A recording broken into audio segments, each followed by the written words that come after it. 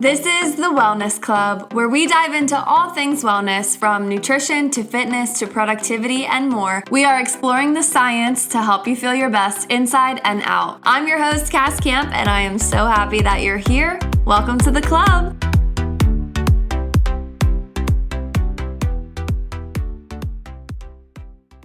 Hi, everyone. Welcome back to the podcast. Thank you for being here. Thank you for listening. I have such a great episode planned out for you today because it's one of the topics that I get asked probably the most out of anything that anyone asks me, and that's how to time block.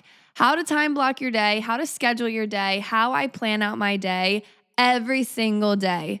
Time blocking is one of those habits that I do every single day without fail, on the weekends, on the weekdays, when I'm on vacation. It doesn't matter. I time block every single day, even when I don't post it.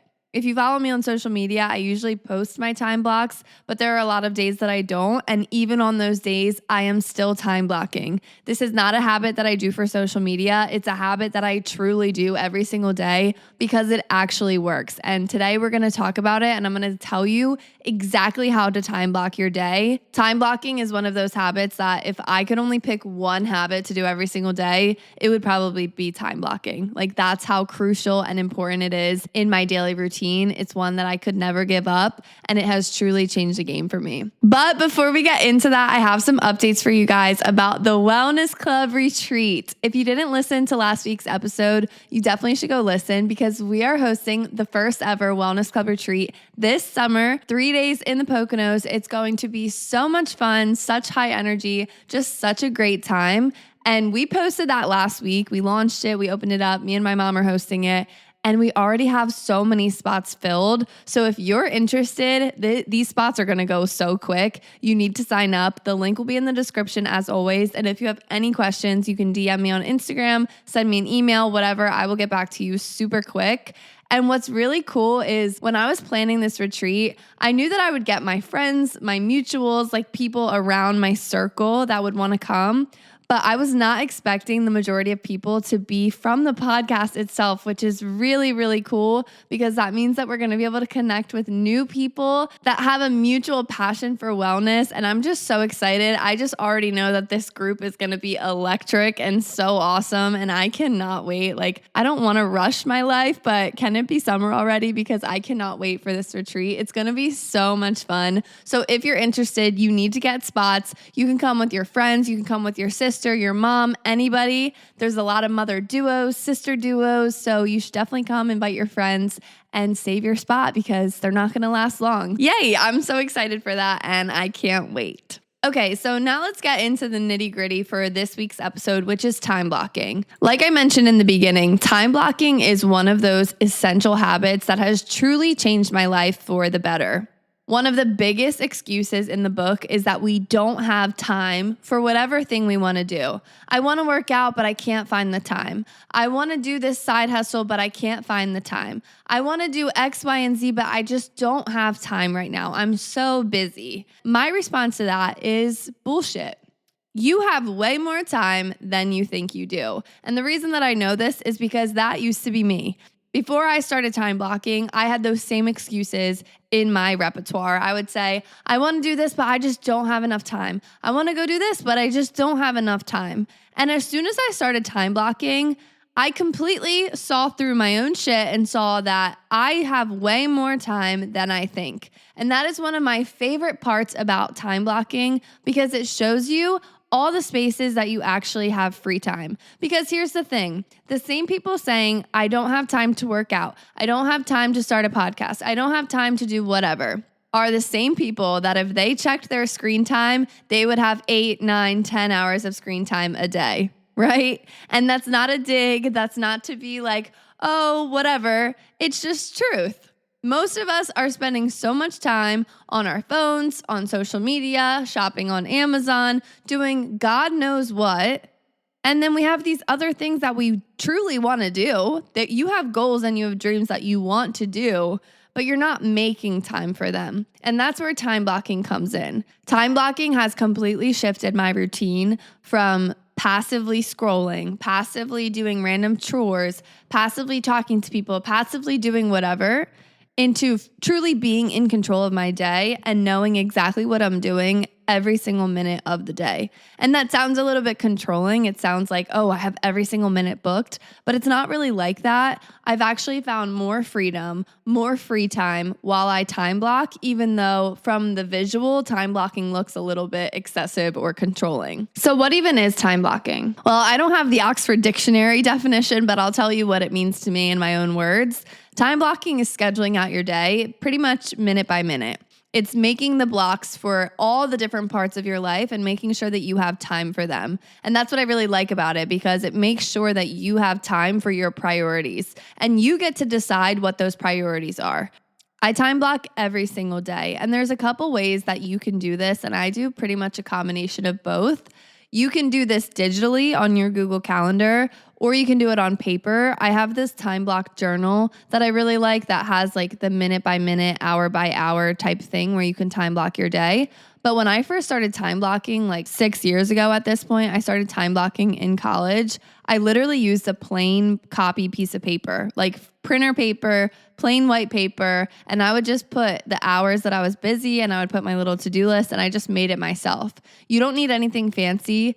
Now I do like pretty much a combination of both, where I have my Google Calendar and then I also have a physical planner to write things down. But you can pick and choose what works for you. I know a lot of people are very digital nowadays where they use a Google Calendar or your iPad. There's all different planner apps, and you could even use your notes app. It really doesn't matter.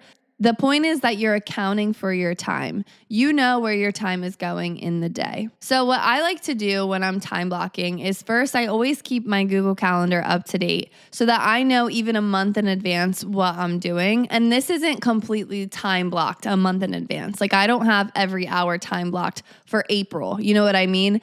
I have my big events planned out. So on my Google Calendar, I know birthday parties I have to attend, vacations, my work schedule, all the things that I pretty much know in advance. These are like the mandatory things that I know that I'm going to be attending so that I know that I'm not scheduling anything else. And then by the time I get to that week, I plan around those things because I have to go to work. I have to go to certain birthday parties. I'm definitely going on my vacations, right? These are like mandatory things that I'm not missing, and everything else is built around that. I feel like most people do some kind of system for this to remember things. I know that there are people, though, that don't use anything. And to me, that is absolutely crazy. My boyfriend, for example, uses absolutely no calendar, no planner. And surprisingly, he remembers everything. He knows when he has his haircut appointments. He knows when he has vacations and all different things. Like, he remembers everything. I don't know how. That could never be me. I have a million planners everywhere, and that's just my style. But the point is that you have at least one place where you're putting these events so that you can plan around these things. And then about the week before, or like the week of, like a Sunday, for example, that's when I'm really taking a look at my week. This week, for example, I know that I obviously have work every single day because I have to go to work. I have an appointment on Monday after work. I have an event on Thursday. I have class on Wednesday. I have plans this weekend. Like, I know all the things that I have, right? Those are like my mandatory plans. These are things that I have to go to, that I already committed to. These are my mandatory commitments. And then everything else is built on that. And I sort of have like a priority system in my head that I know what matters to me. One of the biggest things is planning out time for the podcast. So a week in advance, I'm planning out time for the podcast. And on my Google Calendar, I have it under like creative time. And that to me means working on the podcast, working on the social media stuff, working on the retreat now, and making sure that I have time in my week dedicated to working on the podcast. I'll put it on the weekends. I'll put it during the weekdays. I just make sure that I have this time blocked out. And I can be flexible with this. Like, just because I'm putting it from 12 to 2 on Saturday doesn't mean it needs to stay there, but I'm not deleting it, right? So if I move it to 3 to 5 on Saturday, that's fine. I'm still getting those 2 hours, but I'm not just going to delete it to go out with the girls. You know what I mean? I'm keeping that time and I'm making time for it. And I think this is the biggest thing. Like, if there is a goal or a habit that you want to start, you need to find the time for it, and you need to prioritize that time over anything else. It's very easy to fall back into your routine and fall back into your old lifestyle if you're just deleting the new stuff. But once something's in my calendar, it's not getting deleted. I'm not skipping my podcast time. I'm not skipping my creative time. And to me, that's really valuable. It doesn't have to be a podcast for you. It could be whatever you're trying to do. Even if you're trying to start like a self-care hobby, that's important to you, make sure that there's time on your calendar for it. Another thing that's really important to me is scheduling my workouts. And mainly this is because if I don't make time for it, it will not happen. This is one of the easiest things for me to skip, which is why I make sure to put it on my calendar the week of. This means that I'm scheduling out 4 to 5 times of gym time on my weekly calendar. If there's extra time in my week and I want to switch days and I have the free time, that's fine. I'll be flexible with it, but I'm not deleting it. I'm not getting rid of the days. If I'm skipping a day, I'm making it up another day. And that to me is what works, right? Because it's very easy, and I've fallen into this time and time again as well. I'm not perfect at this, but it's very easy to delete those things or pretend that they're not there or say, oh, I'll just find time. But the reality is, and we all know it's true, that you're not going to find time for the things that are hard to do, right? You're going to skip those things so much quicker than some of the fun things, some of the things that might not be as good for you or whatever. If I don't make the time to work out, the chances of me working out are so much lower. And once I see it on my calendar, it's almost like another doctor's appointment or something that I would never miss. And that's exactly how I treat it. The things on my calendar are things that I would not miss. Even if it is something that I'm just doing with myself that has no accountability attached to it, putting it on my calendar is that added layer of accountability. And that's what I really like about doing this. A week in advance, I plan out these things that are super important to me, my higher priorities. I'm planning out my podcast time. I'm planning out my workouts. Obviously, my work schedule and things that I have to do are on my calendar, and that's a week in advance, typically on Sunday for the week leading up. And your priorities might be different. Your priorities might be picking up your kids, taking them to a different activity, or scheduling out family time. Like whatever your priorities are, insert them into this. I definitely do suggest making your workouts part of these priorities because everyone needs time to move. And I find that if you don't schedule the workouts, you're way less likely to go. There hasn't been a day that I just wake up and I'm like, I have some free time, let's go to the gym, right? It's usually an intentional plan that I have to make to get myself to go to the gym. That means packing my bag. That means putting it on my calendar. That means really being intentional about it. And then I end up going versus just wishing for one day where I'm like, oh, you know what? Today's a great day to go, right? So that's pretty much all I do for my weekly planning is making sure I have time set aside for those priority mandatory things that I want to get done. Now, my daily routine is where the time blocking happens. A mistake you could make when time blocking for the first time is time blocking too far in advance. I do not suggest that you plan hour by hour for your entire week way in advance. I only time block one day at a time, and that's just because life happens and I want to account for that. I usually do this early in the morning, like first thing, and that's because I like to give myself flexibility on my mood that day.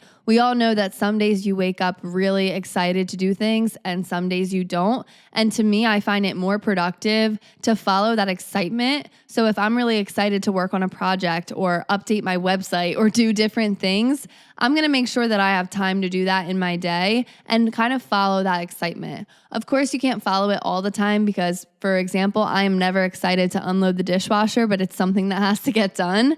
So it doesn't always work that way. Like you do have to schedule out things you don't always want to do.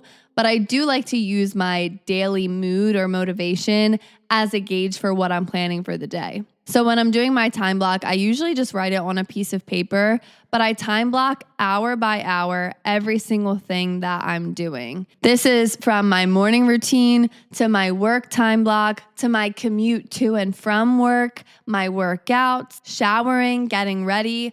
Every single thing that you do in a day, eating dinner, making dinner, cleaning up dinner, right? All the things that you do in a day. You have to know what you do in a day and you can't skip the things that you need to do. Now, I know all of this stuff might sound like a lot of things and you have so many things to do in one day and it's a lot, but something really awesome happens when you do this. What I find is you actually have way more time than you think. When I list out all the things that I have to do in one day, it sounds like a lot of things and it looks like a lot of things, but when I actually take into account how long those things take, I have way more time than I think I do. And you find these like pockets of time in your day when you time block. Instead of just coming home, showering, unpacking your bags, and then chilling on the couch for 45 minutes scrolling, you might fill that 45 minutes with time to work on your side hustle or study for a class you're in or whatever you want to do. You have that time to be intentional with your time. Once my mandatory things from the week, like overarching weekly planning, are taken into account, that's when daily I'll figure out what is the best use of my time for today. Are there certain tasks that I need to get done today, and when am I going to do them? What would be the best use of my time in between these two things that I have to do? Like, for example, sometimes what happens is I'll have work, I'll come home, and then I'll have something at like 5 o'clock, right? And that hour in between coming home and going to that event doesn't seem like a lot of time. It doesn't seem like enough to do all these things. So what happens is most of us just resort to scrolling and filling that time with mindless activities, when in reality, you can get a lot done in an hour. And if there are these tasks that you want to get done, doing them in this hour would be super productive. You're going to feel so much better. And you're using that time in an intentional way rather than just mindlessly scrolling. The longer that you time block, the better you're going to get with your time management. When I first started time blocking, I was really off about estimating how long things take. I didn't know how long it took me to get ready. I didn't know how long it took me to make dinner. I didn't know how long it took me to do certain computer tasks. I didn't know how long things took. That really means poor time management, right? Because you're either going to spend way too much time doing something, you're going to be late to things. It's just not going to work out. But the longer that you time block, the better you get at understanding yourself and understanding your routines. Like, for example, I know that I can get completely ready, shower and everything in 30 minutes. And that's really useful to know, because if I want to go to the gym in the morning, I have an hour to work out, I need 30 minutes to get ready. If not, I'll be late to work, right? So knowing how long it takes you to get ready is really important. Knowing how long it takes you to come home and your commute home, that's really important. Unpacking, even like decompressing. You can absolutely time block decompressing time. I used to do that so much when I was really overwhelmed, really burnt out at a previous job that I was at. I literally used to put on my time block, time to decompress, because I needed that. I was working in a very customer-focused job where I was facing people all day, talking about all kinds of things that really did drain me by the end. And to me, that was really valuable time. I would come home and I would just decompress. I would unpack my bags. I would sit on the couch. I would sit in silence. I would journal. I would do whatever I needed to do to decompress. And that's intentional time management, right? You don't need to time block your day with a million productive tasks and things to do. It's just being aware of your time and where you're spending it. To me, I would so much rather be in control of my day and understand where I'm spending my time and decide when I want to scroll on social media and when I don't. I absolutely still scroll on social media. I absolutely spend time on social media, but it's usually after I've done all of the things that I wanted to do that day, after I finish everything, or if something took me less than I thought, then I'll scroll on social media. But it's more about being in control of your day rather than just letting the day control you and not really knowing where your time is being spent. If you're unsure about this, something you can do is write down how you spent your time today and be super honest. Don't write down your ideal day. Write down how you actually spent your time. From the moment you woke up to the moment you went to bed, what did you do in your filler time? How did you spend time that you had free? What did you do? And you'll see how much free time you actually have or how much time you could be using better. Right? Because I believe you when you say you're busy. I believe people when they say they're so busy, but busy with what? Can you cut some of those things out? Do you need to be doing all of those things? Are you busy scrolling on social media, or are you busy working on your dream life? Those things are very different. Another tip or strategy for time blocking to make it really effective is being realistic with yourself and also being flexible with yourself. So it's really important to be realistic about how long things actually take you, and don't over or underestimate them, because that's just going to screw you up long term. But the longer you do it, the better you'll get at how long things take you. And like now I know exactly how long every single thing I do takes me because I've been doing this for a while. But something else that I want to mention is you can be flexible with yourself. Like I said before, there are absolutely times where I just scratch my time block altogether and I have spontaneous plans pop up. And that's totally okay every now and then. Like especially if it's on a night where I have things that I would like to get done, but it's not things that I desperately need to get done in that moment that day, right? If I don't have an extreme deadline or something that I need to get done, then yeah, a spontaneous plan pops up that I want to go to, I'm going to go to that. But if there's something that comes up that is interfering with things that I need to do, like the podcast or my workouts or things that I don't want to say no to, then yeah, I'm going to say no to the spontaneous plans. But when you're time blocking, it's a guide for your day. You don't have to stick to it exactly as you write it. And there are a lot of times where I don't. There are a lot of times where I do more than what I put. And there are times where I do less than what I put because things took me more or less time. And that's totally okay. But then I use that as data to change the day following. So if there's something I didn't get to, I don't just scratch it and give up altogether. I make sure I have time for it the next day or at least in that same week so that I get to it at some point. It's all just understanding yourself and understanding your day to be more productive, be more intentional with your time, and not just fall victim to scrolling on social media or any other bad habit that you're falling into. Another tip for time blocking is be very specific with what you're doing when within your time blocks, like super specific down to the task, and don't overwhelm yourself with things. Be very realistic with what you're giving yourself, but be very specific, especially if your job or the tasks that you want to do are more like entrepreneurship, managing yourself. The tendency can be to give yourself either too many tasks or not enough, or just not appropriately manage your time well. And to avoid this and to work on this in my own life, I get very specific down to the nitty-gritty details of what I'm doing in that time. So for example, if I give myself an hour to work on the podcast stuff, I'm not just putting podcast in the little notes part of my Google Calendar little meeting. I'm putting bullet points of tasks that I need to do that I want to get done in that hour. And I break it down like a baby. Like I break everything down to really small tasks, usually things that I can do in 5 minutes or less, because that's just what works for my brain. You don't have to do this, but I find that I get so much more done like this. So for example, if I'm giving myself an hour to work on creative time, right? That could be anything from the podcast, the brand, the wellness club in general.